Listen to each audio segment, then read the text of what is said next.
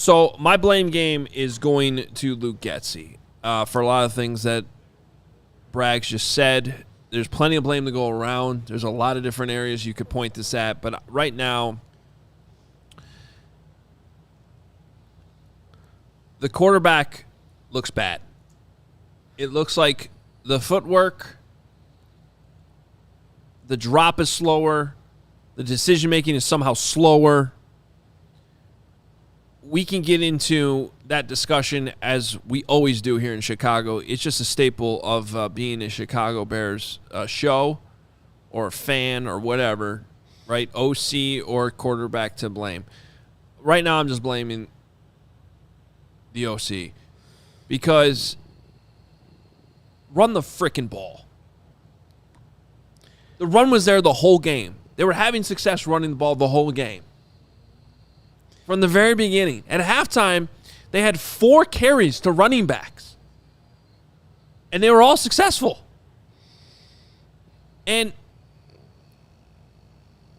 these screens have to go. They just have to go. Like,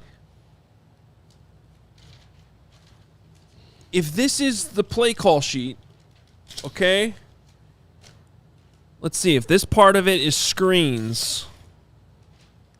Okay, I'm just going to rip that part off, and then we're going to rip this up, Luke Getsy. Like, that's what you need to do this week. The screen part of the play call sheet, go away. You can't, like, I get that a couple of them worked. A couple of them did work. It's a good one to commit. That was one. The tight end screen worked. The one to Herbert late also worked. Yep. But how many were called? And the one, I don't care. You're backed up in your own end zone. You can't call that little inside screen there. It's too dangerous. You shouldn't be surprised that it turned into a touchdown. The game plan, again, now 2 weeks in a row, I just refuse to believe that there's this much talent on the offense, and they're getting this. And when they score, it looks easy. The first drive of the game looked easy. They get the ball to DJ Moore, it looks easy. They run the ball, it looks easy. Stick with what looks easy. What is easy? Why are they making this so hard? I can't answer that, honestly, because it is just confusing. Oh, you start the game, it looks phenomenal. And it's not just that the next couple possessions are... That was the best throw of the day, by the way. That was a good toss. Next possession is just like, did you just send a different team out there? Their rhythm and timing and consistency that we've heard them they are looking for over and over and over again, they can't seem to find it. I mean, we're doing blame game right now. I'm going to blame the quarterback. I don't care what the plays are called or whatever. You can't throw that interception in the game. You just can't.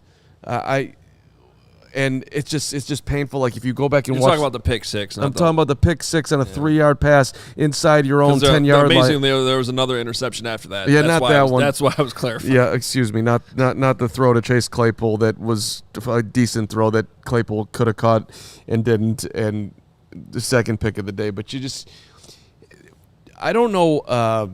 I get that there is a coaching element to this, but there is some level of urgency taking the bull by the horns, something with Fields, like, and maybe we've broken him, but there is that it factor of I'm in control and just an urgency and seeing the field playing like you're going to win the game. I mean, Hoge, let's be a behind-the-scenes moment. When they started the drive, down 3 with 2 minutes and whatever it was to go, what do you think's happening on this drive?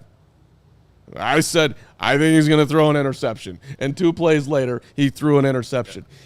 And I have taken no whatever and being right. I was like, oh, my God, this would be so unbelievable if somehow through all of this where Bears Twitter and Bears fans who are not on Twitter and every Bears fan everywhere was like literally jumping ship and they actually had a chance to win the football game. It was right there for them. But admitted, nobody had confidence there. I had about 2. I think I said 2% confidence. How confident were you at that moment? Zero. Right. Yeah. So I got to – Fields has got to take his part in this, and so I'll say Justin. Yeah, there's no more excuse making for Fields.